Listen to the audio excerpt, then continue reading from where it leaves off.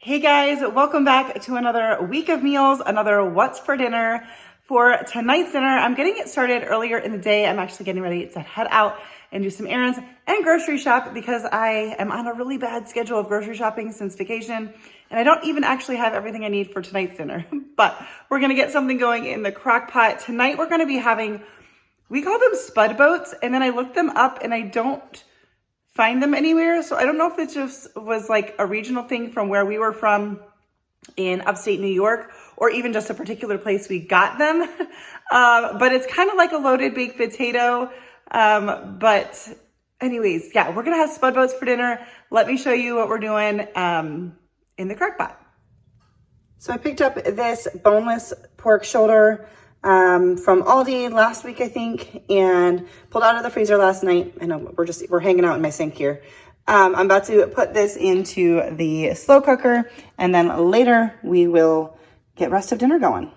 All right, so I'm just going by the directions on the package, and it said low for 8 hours or high for 4. I'm gonna start with low, and if I find that we're gonna end up eating earlier than I think, I'll just switch it to high for the last little bit, but that is it for now. All right, so I am home from, I was gonna say vacation. I'm home from grocery shopping, which was not a vacation.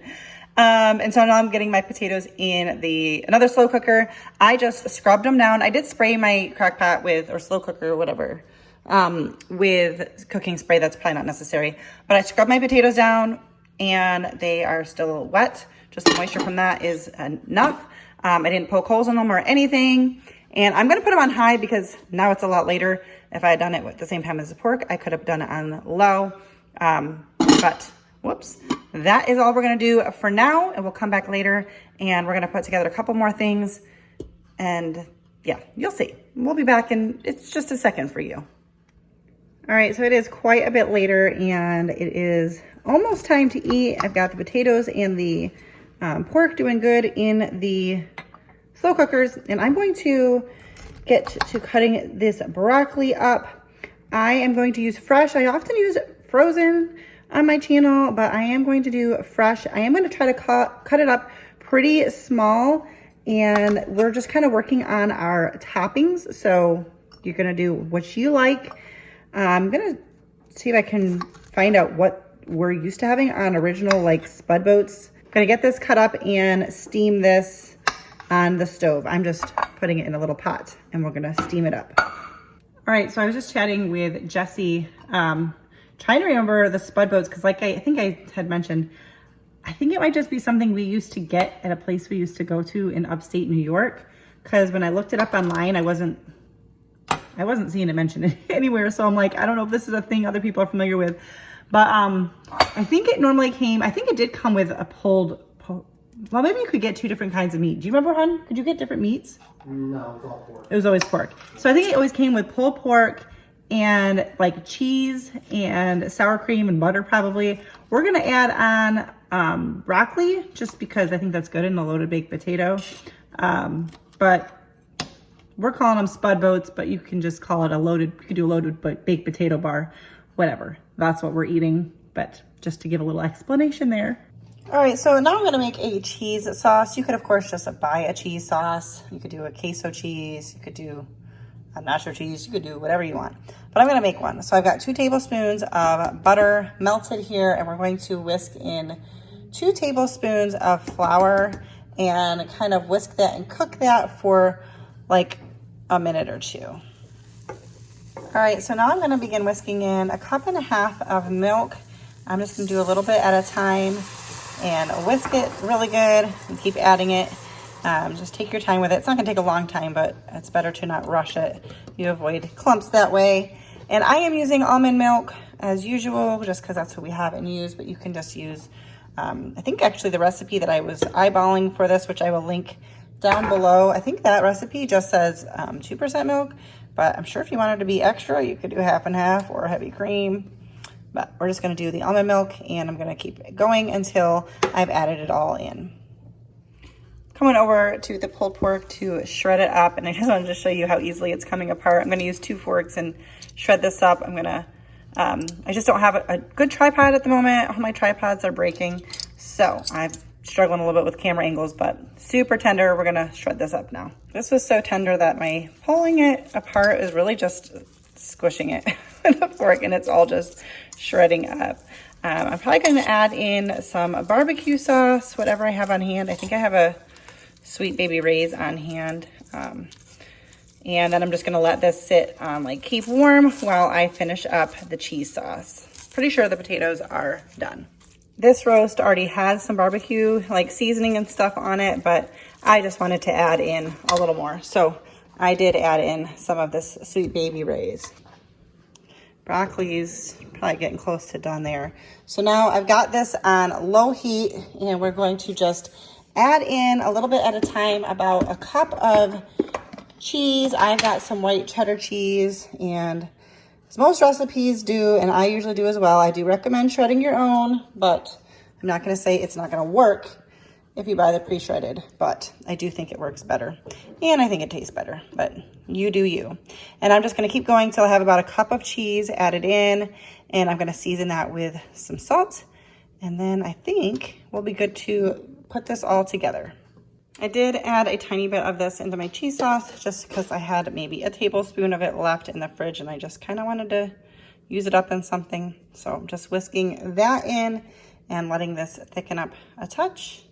All right, guys, we're gonna get started with this. I've got my baked potato, a large one, because my husband did not want the large one. So I guess I'm up for that. I'm just gonna cut mine kind of like in quarters here. It's very hot. Very hot. Woo.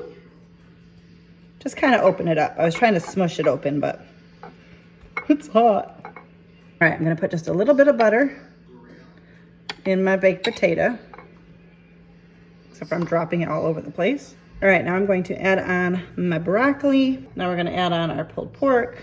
This is how the cheese sauce came out. It looks really good. We're gonna put the cheese sauce on top. Try not to make a mess. I like cheese, so don't judge me there.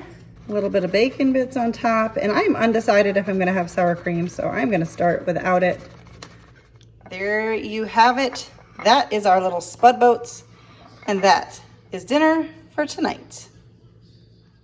For tonight's dinner, we're gonna be making some London broil. So I just transferred a London broil that I'd taken out of the freezer yesterday to thaw. I put it into a plastic bag. I'm gonna leave it in a container in the fridge, just, you know, in this glass container in the fridge so we don't make a mess. All right, so I'm not measuring, but I'm gonna try to go by the measurements. A 1/4 cup of extra virgin olive oil, 2 tablespoons of Worcestershire sauce. That was definitely more than 2 tablespoons, but I ain't worried about it. 1 tablespoon of Dijon mustard. I have spicy brown mustard, but we're gonna just do that, a little more.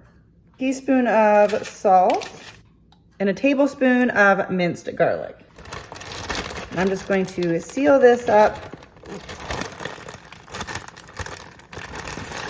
and mush it all around. And I'm gonna let this go in the fridge for, well, till it's time to cook it. Okay, so my camera cut off on me, but so I'm not sure exactly where it cut off. But I'm just gonna put this in the fridge for a few hours. I think it's recommended 4 hours or overnight. I'll leave this in for, you know, it'll be in it for at least 3 or 4 hours. Okay, so make sure you check out the recipe linked below. So I'm just realizing that I never added balsamic vinegar. So I'm doing it now. It's almost time for me to start cooking this. But hang on, let me set this down. So anyways, I'm having some struggles. For some reason, Pinterest never seems to be loading on my computer, so I have to load it on my phone, which I record on. So I had jotted down the recipe on a paper to reference it, and I forgot to write this down. So 1/2 cup of balsamic vinegar. I'm so glad I bought this. I bought this a while ago and I haven't opened it. Okay, let's see if we can do this. That's gonna take a while to get a 1/2 cup. Pretty sure it said 1/2 cup. I wouldn't trust me. Look at that mess behind me on the counter. Today has been a day, guys. A day. But we're still gonna eat some good food. All right, let's close this up and massage it again. And I'm gonna leave this out. and we'll come back and get cooking with it soon. All right, so I took the London broil out. It got to marinate for actually a long time, like 6 hours or something like that. I don't really remember when I put it in exactly at this point, but I am gonna use a meat thermometer because I really don't wanna get this overdone. I do think that London broil is really good with some pink. So I am going to try to cook it to medium rare. And I've got my oven at 425. I also have potatoes in the pot, just peeled and diced. We're gonna make some mashed potatoes to go with it. And I am going to, don't know if I can do this with one hand. Maybe I can. But I'm gonna put this in the oven. I'm not really sure how long it's going to take, but I've got the thermometer, so I really don't have to worry too much about it. And hopefully not too long because I already did start the potatoes. And I'll just leave this here and it'll beep at me when it's up to temperature. I made some salads to go along with it. We're gonna actually start with these while we wait for the meat and potatoes to finish. And mine's a little bit more basic: lettuce, tomato, cucumber, carrot, cheese, and croutons. Jessie has that along with, there was some avocado left in the fridge and some banana peppers. All right, so our meat is out. I have it resting here, just covered loosely with foil. And got my potatoes drained. I'm just gonna give them a rough chop here real quick, or mash, I should say. I'm gonna add in probably about 2 tablespoons of butter. I do this kind of different each time. It just depends on what I've got. For instance, I've got that much sour cream left, so we're gonna throw that in here. I have some evaporated milk from another recipe, so I'm gonna use that because I need to use it up. I do feel like I'm probably gonna make a mess doing this because I don't need that much. And then I'm gonna add in just a little bit of this cheese, just a little bit. And then I'm gonna add in a little bit of salt, but more can always be added. All right, so I thought I was recording. I think I did pretty good. My husband's gonna love this. He definitely likes his meat more rare. I will probably have to heat mine up just a little bit. I would have preferred mine a little bit more pink than red. Probably more of like a medium or medium well, but I think he'll be happy and it smells really, really good. All right, so there it is. I just put mine in the microwave for just a little bit to make it a little, more pink, but of course cook it in the oven to your desired preference. I just went a little bit rare because that's how my husband likes it. And that's dinner tonight. All right, so for tonight's dinner, we're gonna be making some beef and broccoli. I'm really excited about this because I've been wanting to make this for a long time. It's been saved on Pinterest for a while, so let's get started. So I started by taking my leftover London broil from the other night and cutting it into thin strips, and I've got that in a bowl. And now we are going to make, the recipe calls for a cornstarch slurry. I don't have cornstarch, so I know you can use flour. I just don't know if the ratios and everything is the same. I need to check the recipe though to make sure I'm doing the right amount. Okay, so we are going to take 2 tablespoons of flour. We're just gonna give it a shot and see what happens. And 2 tablespoons of cold water. I just have this in this cup to pour into it so that I didn't have to walk away. And half a teaspoon of garlic powder. Just gonna use this fork here. It's got stuff on it, but it's just from the food we're making. I do already have rice on the stove. Actually, turn off the vent. We're just gonna make ourselves a little slurry here. I feel like the ratio of flour to water is different than with cornstarch. So I'm gonna add a little bit more water because that wasn't very slurry-like. It was more paste-like. I'm going to toss the meat in this little slurry. Probably would have been better with a spoon. We want the meat coated in that. All right, so I have about a tablespoon of oil heated up in the pan, and we're gonna put our steak in. All right, so I just had to spread that out a little bit. We're gonna let this heat up, and I'm gonna let it cook a little bit more because I don't want my beef and broccoli quite as rare as we had our London broil, but not much. Gonna let that cook for a couple of minutes. And while that's happening, I got a mess over here. But I'm cutting up some broccoli as well. The recipe calls for 4 cups. I don't know if I'm gonna do that much, but I'm just gonna cut it up till it looks like the right amount. All right, so here is how the beef is looking. I've just been trying to turn it over and get it cooked, but I think I'm about to pull it out of the pan. And we're gonna have some bits there at the bottom, but we don't need to worry about that, I don't think. Sorry, I don't think my camera work there was super great. All right, I'm gonna take this out, put this in a bowl. All right, so I added a little more oil. I did put a tiny bit of sesame oil. I didn't want to go too hard on that because it's such a strong flavor, and I just dropped broccoli on the ground. Anyways, but I did want to add a little bit of it, and we are just going to let this broccoli cook for about 5 minutes. I ended up using all the broccoli I had left. And I'm also going to try to scrape off the bottom. See, that stuff will come off, and we're going to add some sauce in here in a minute. So I'm going to work on that real quick. So I just did decide to add in a little bit of water here just to kind of help me get the bits off and to just steam up the broccoli. So yeah, all right, looks pretty good there. And we're gonna let this get the broccoli nice and tender. My rice is already done back here. All right, so while that's going, we're gonna make the sauce. I'm gonna try to double the amount of sauce because I always want more sauce when it comes to this kind of stuff. So hopefully I do this right.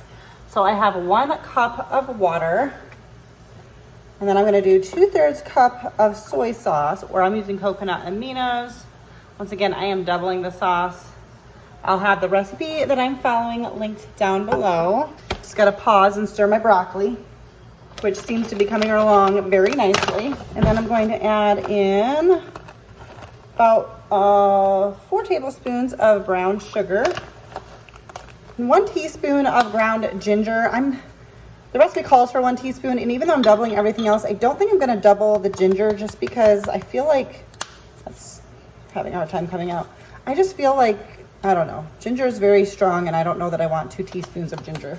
And then we want 2 more tablespoons of cornstarch. No, sorry, 1 more tablespoon of cornstarch, so I would be doing 2. I think I'm still only gonna do 1 of flour. I hope that my math is making sense, because I don't think you need as much flour as cornstarch, so. Let's hope. I mean, it's not gonna mess it up too bad, even if it does mess it up. Just trying to get rid of the lumps of flour. I probably should have mixed the flour with the water first and got the clumps out that way, but we're gonna work with it.